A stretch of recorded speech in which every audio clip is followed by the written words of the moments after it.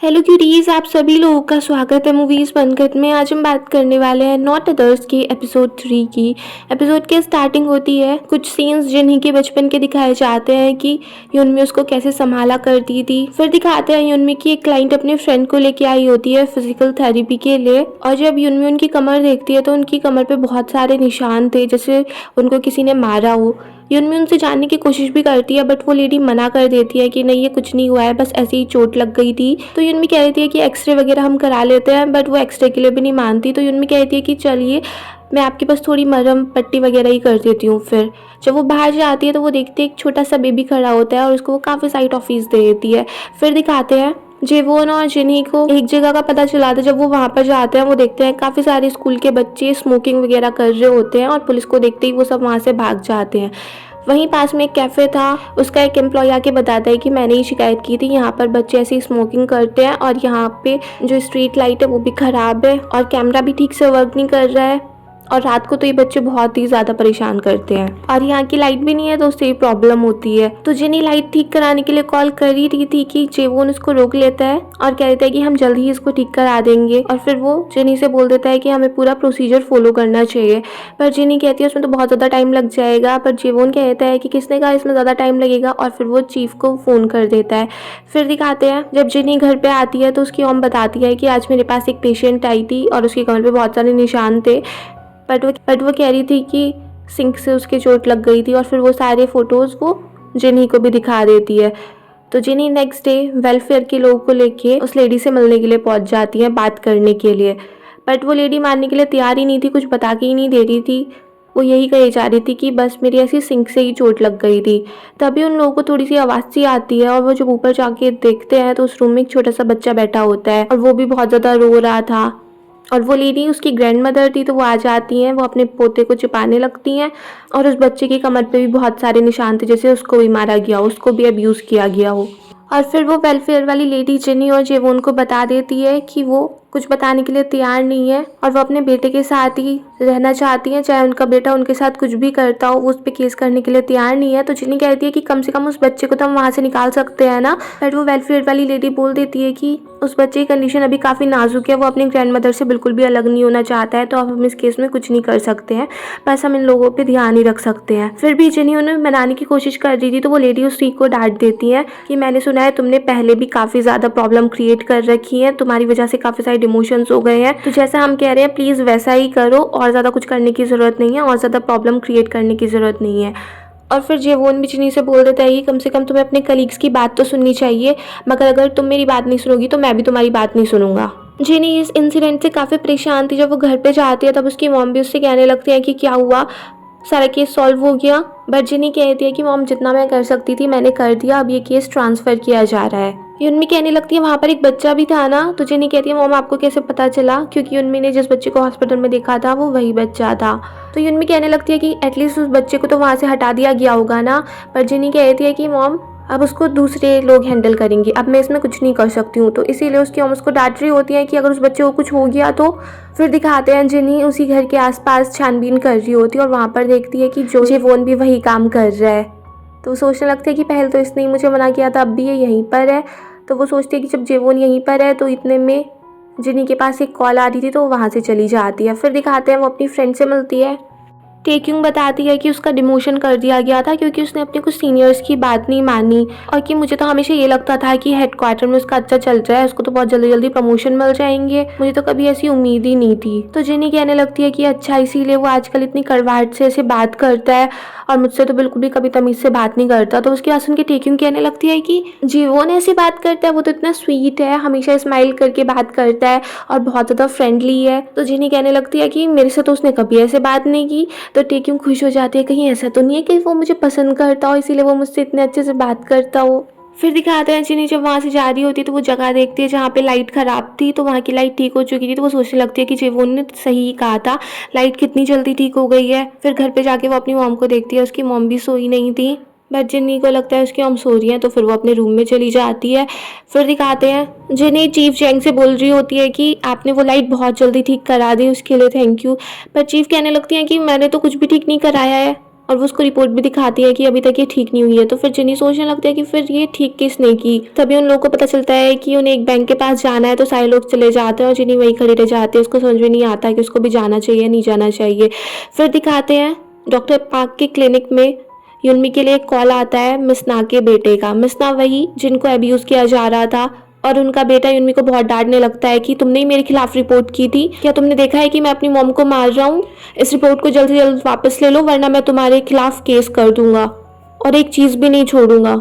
और युनमी भी उसको डांटने लगती है कि हाँ मैंने देखा था तुम्हें मारते हुए, और जो करना है वो कर लो, मैं भी देखती हूँ तुम आगे क्या करते हो, और फोन कट कर देती है। और वहीं पर युनमी के क्लाइंट्स बैठे हुए थे, तो उन्हें भी पता चलता है कि एक आदमी है जिसने अपनी माँ को भी मारा है और अपने बच्चे को भी मारा है। फिर वहाँ पर डॉक्टर पार्क आ जाते हैं और तभी उस आदमी का कॉल फिर से आ जाता है। तो इस बार डॉक्टर पार्क रिसीव करते हैं और उनसे भी वो वही कह रहा होता है कि उस फिजिकल थेरेपिस्ट से मेरी बात कराओ, पर डॉक्टर पार्क उसी को डांट देते हैं जब वो युनमी के बारे में बहुत बुरी बुरी बातें कर रहा होता है। फिर दिखाते हैं जेनी मिस्किन से मिलने के लिए जाते हैं, उनसे पूछने लगती है कि किसने इन्फॉर्मर की लोकेशन और उसका नेम आउट किया है। इन्फॉर्मर को हॉस्पिटल में कॉल आया था। तो वहाँ पर मिस किम की एक एम्प्लॉय कहने लगती है कि ये मुझसे ही हो गया, वो ऐसी इन्फॉर्मेशन ले रहा था तो मैंने कुछ ज़्यादा सोचा नहीं और मैंने वो सारी इन्फॉर्मेशन दे दी। इसी बात से जिनी को गुस्सा आ रहा था। फिर वो जीवोन से पूछती है कि मुझे तुमसे कुछ पूछना है। तो जीवोन कहने लगता है कि अब क्या हो गया। तो जिनी कहती है कि तुमने मुझसे कहा था ना कि मुझे अपनी कलीग्स की बात सुननी चाहिए, इसीलिए मैं तुमसे एक बात पूछ रही हूँ कि जब मेरी वैल्यूज़ और सारे रूल्स एक साथ क्लैश करें तो मुझे क्या करना चाहिए। तो जीवोन कह देता है कि जो काम मैं कर सकता हूँ उसके लिए तो मैं कुछ भी कर जाऊंगा, और जो मैं नहीं कर सकता उसको मैं वहीं छोड़ देता हूँ। फिर दिखाते हैं जिनी अपने स्टेशन में जाती है और वहाँ पर सबको बता देती है कि मिसना ने रात 911 को कॉल किया क्योंकि उस बच्चे को सांस तक नहीं आ रही थी। अभी वो बच्चा हॉस्पिटल में है मगर वो अभी जिंदा है। हॉस्पिटल वालों ने मिसना को वहीं पर रोक रखा है क्योंकि उन्होंने उससे कह दिया है कि बच्चे की हालत अभी काफ़ी ज़्यादा सीरियस है। तो इतने टाइम मिसना हॉस्पिटल में है, हमें कुछ सबूत जुटाने होंगे जिससे हम ये प्रूव कर सकें कि उन लोगों को अब्यूज़ किया जा रहा है। तो क्या प्लीज़ आप इसमें मेरी हेल्प कर सकते हैं। बट जिनी की बात सुनने के बाद वहाँ कोई रुकता नहीं है और धीरे धीरे करके वहाँ से सब चले जाते हैं। और जिनी वहीं खड़ी होकर पागल सी हो जाती है कि ये लोग मुझे इतना अलग कर रहे हैं, बिल्कुल अकेला कर रहे हैं, और ये कैसे सिंक में रहते हैं, सारे के सारे एक साथ ही निकल के गए हैं, सबको एक ही साथ सारे काम आ रहे थे। फिर दिखाते हैं क्लिनिक में जब युनमी काम कर रही थी तभी वहाँ पर मिस ना का बेटा चिल्लाते हुए आ जाता है और वो युनमी से बोलने लगता है कि तुमने देखा है कि मैं अपनी मॉम को मार रहा था। तो युनमी भी कहती है कि हाँ मैंने देखा था, तुम्हें अभी भी शर्म नहीं आ रही है, तुम ऐसे कैसे कर सकते हो। और वो सारी बातें सुन के वो आदमी भी काफ़ी ज़्यादा भड़क जाता है और वो युनमी को भी एकदम से मार देता है। और फिर तो युनमी भी चुप नहीं रहती, वो भी उसको मारने लग जाती है। और वहाँ पर वो जितनी सारी लेडीज़ थी वो भी उस आदमी को पकड़ लेते हैं, मारने लगते हैं। फिर वहाँ पर पुलिस आती है, फिर उनको पुलिस स्टेशन लेके जाया जाता है और तब जिनी को पता चलता है कि क्या हुआ। पुलिस भी उन सब का बीच बचाव कर रही होती है और वहाँ पर जितनी और लेडीज़ थी उन सब की फैमिली भी आ गई थी और वो सारी और लेडीज़ भी कहने लगती हैं कि हमारे पास सबूत भी है, तुमने हमें मारा है, हमने सारी वीडियो रिकॉर्ड कर ली है और अब तुम बच नहीं पाओगे। तुम्हें अभी भी शर्म नहीं आ रही है, तुम्हें अपनी मॉम से माफ़ी नहीं मांगनी चाहिए। बट वो आदमी मानने के लिए तैयार नहीं था, तो वो सब कहते हैं कि अब हम तुम पे केस करेंगे, देखते हैं तुम कैसे बचते हो। फिर वहाँ पर पुलिस सारा मामला सुलझाती है, सारे लोग वहाँ से चले जाते हैं। और फिर जिनी देखती है कि उसकी मॉम कहीं दिख नहीं रही है, वो बाहर देखती है तो उसकी मॉम वहीं पर बैठी थी। वो उनके पास चली जाती है अपनी मॉम को कंफर्ट करने के लिए और कुछ सीन दिखाए जाते हैं डोमेस्टिक अब्यूज़ के। और फिर युनमी थोड़ी उदास सी थी तो वो जिनी से बोल देती है कि मेरा सिगरेट पीने का मन कर रहा है। तो जिनी कहती है ठीक है मॉम मैं लेके आती हूँ। जब जिनी वहाँ सिगरेट्स वगैरह लेके वापस आती है वो देखती है उसकी मॉम वहाँ पर थी नहीं। वो कॉल भी लगाती है मगर कुछ पता नहीं चलता है। जब वो स्टेशन में जाती है तो उसको पता चलता है कि चाउ उससे बोल रहा होता है कि प्लीज़ अभी इस रूम में मत जाओ, चीफ थोड़ा आराम कर रहे हैं। और फिर वो जीव उनको ऐसे ही सोता हुआ देख रही थी कि ये कितना ज़्यादा थक गया है कि यहीं पर ऐसे ही सो गया। फिर बारिश भी होने लगी थी। जिनी जब अपने घर पहुँचती है वो देखती है कि उसकी मॉम अभी भी घर पे नहीं है, तो वो छाता वगैरह लेके बाहर निकल जाती है अपनी मॉम को ढूंढने के लिए। और तभी उसको उसकी मॉम दिख जाती है, वो बारिश में पूरी तरीके से भीग चुकी थी।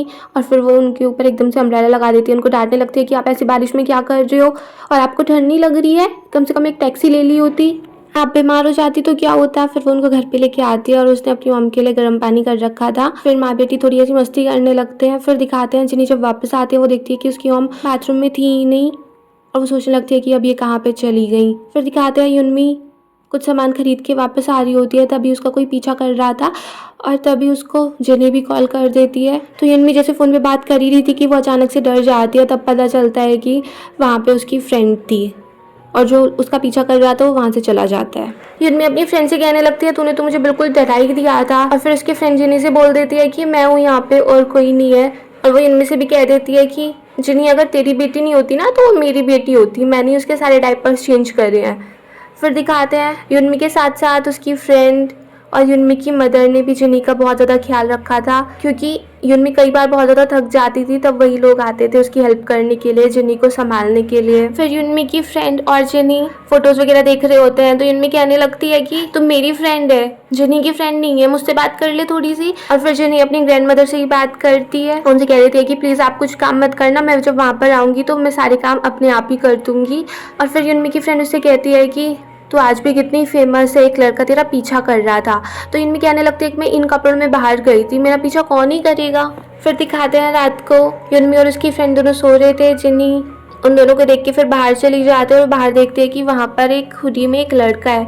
फिर वो उसका पीछा करने लगती है और उसको याद भी आता है कि उसने जब हम ग्रोसरी शॉप में थे तब वहाँ पे कैसे ही लड़का था, उसने भी हुडी पहना हुआ था। तो वो उसका पीछा करने लगती है बट फिर वो गायब हो जाता है और उसका पीछा करते करते जिनी वहाँ पर पहुँच जाती है जहाँ पर उन्होंने लाइट ठीक की थी, और वहाँ पर उसको जेवोन बैठा हुआ दिखता है और वो भी चौंक जाती है कि ये यहाँ पर क्या कर रहा है। फिर उसको समझ में आता है कि ये उस दिन से शायद यहीं पर पहरेदारी कर रहा होगा, इसीलिए इसको आजकल इतनी नींद आ रही है कि ये स्टेशन में भी कभी भी सो जाता है। जेवोन उसको बता देता है कि बस यहाँ पर मुझे 1-2 दिन और बैठना है, फिर वो यहाँ पर सब कुछ ठीक कर देंगे। और फिर उसके पास फ़ोन आता है तो पता चल जाता है कि जो केस चल रहा है उसके खिलाफ कुछ सबूत मिल चुके हैं, जिससे जिनी काफ़ी ज़्यादा खुश हो जाती है। और फिर जिनी कहने लगती है कि आप तो काफ़ी ज़्यादा फेमस हो, आपसे तो सारे लोग इतने अच्छे से बात करते हैं कि आपको ये बात भी बता रहे हैं कि आपको ये चिंता तो नहीं थी कि मुझे फायर कर दिया जाएगा, इसीलिए आप मुझे समझाते रहते हो कि यहाँ पर मैं किस टाइप से रहूँ। तो जीवोन कहने लगता है कि हाँ, इसीलिए मैं समझाता हूँ कि जिससे तुम्हें यहाँ से फायर ना किया जाए, क्योंकि मैं नहीं चाहता हूँ कि स्टेशन को तुम्हारी वजह से फिर से कोई प्रॉब्लम हो।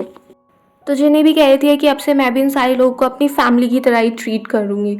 और उसके बाद सुन के जीवोन कहता है कि तुम ऐसी बात क्यों करती हो, तुम मुझे ऐसे नर्वस कर देती हो। और फिर यहीं पर ये ख़त्म हो जाता है। अगर आपको ये पसंद आया हो तो प्लीज़ मेरे चैनल को सब्सक्राइब करें, लाइक करें, शेयर करें, कमेंट्स करें and bye bye till next video.